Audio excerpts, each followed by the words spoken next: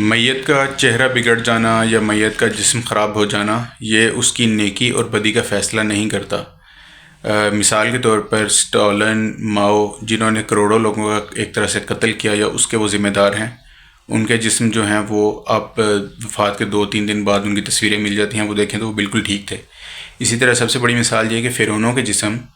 وہ ہزاروں سال بعد بھی سلامت ہیں، تو اس کا کیا یہ مطلب ہو کہ فرعون جو ہیں وہ سب سے نیک انسان تھے؟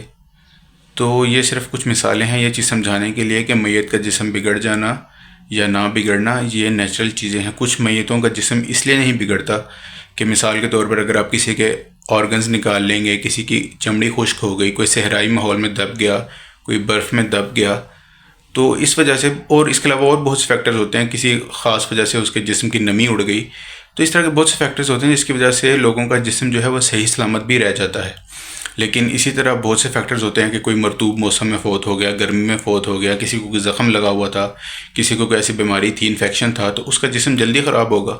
تو یہ چیزیں نیچرل ہوتی ہیں، ان کا نیکی اور بدی سے کوئی تعلق نہیں ہوتا۔ اور اگین میں پھر اپنی مثال کو ریپیٹ کرتا ہوں کہ اگر ان کا نیکی اور بدی سے تعلق ہو تو وہی بات ہے کہ فرعونوں کے جسم تو ہزاروں سال بعد بھی صحیح سلامت ہیں، تو اس کا کیا مطلب ہے کہ فرعون سب سے نیک تھے؟